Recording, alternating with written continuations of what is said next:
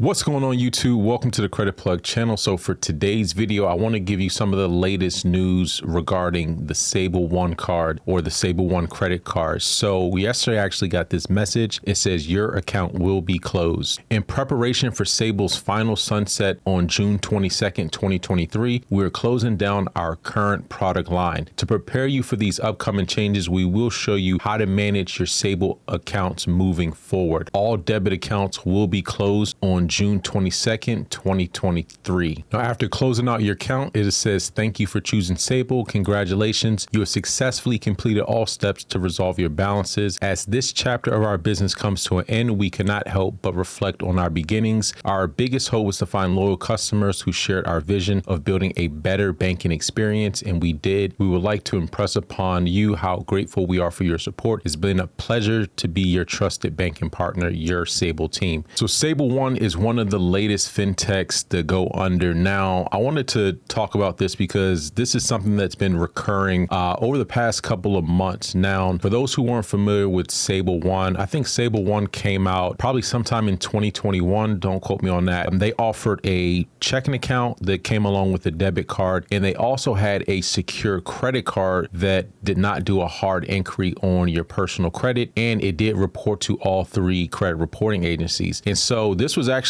a game changer at the time because, again, pretty much anyone can open up the secure credit card with no hard pull, and it reports to all three. Unlike some other secure credit cards where you have to undergo a credit check, with Sable One, there was no hard pull whatsoever. So recently, Sable did wind up closing up operations, and it's actually been quite some time since they stopped accepting new applications. I want to say at some point in 2022. So finally, they made the announcement that they're going to be closing down operations and closing out all debit accounts and their current product line. So this is unfortunate news because I think that Sable was addressing a big need in the market for those who need a rebuilder type of credit account without undergoing a credit check. Also, let's say you did have some issues with like check systems, you couldn't open up a checking account. They had an option. Let's talk about some of the reasons why I think this is happening. And, you know, I work with a handful of different brands and different companies, and this is not surprising to me because I've seen over the past couple of months a lot of changes in the fintech space particularly. So pretty much is what has happened. A lot of this has been as a result of increased interest rates. And so one thing you have to understand, a lot of these fintechs, they rely on venture capital, right? Because a lot of these companies aren't actually turning a profit,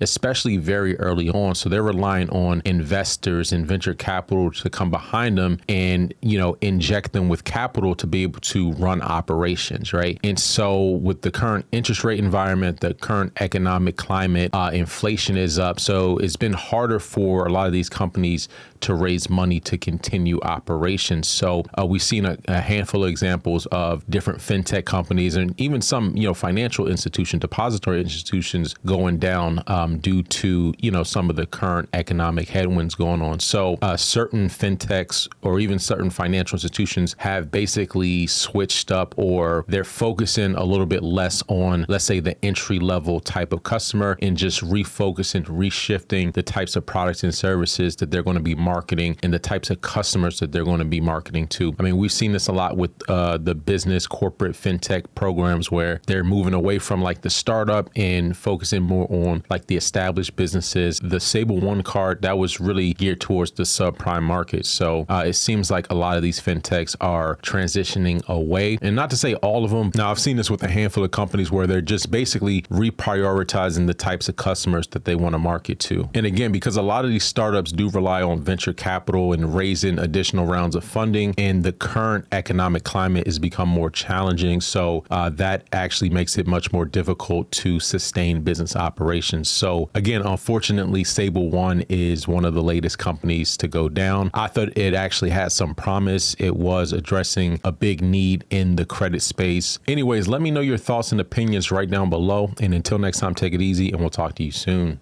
Peace.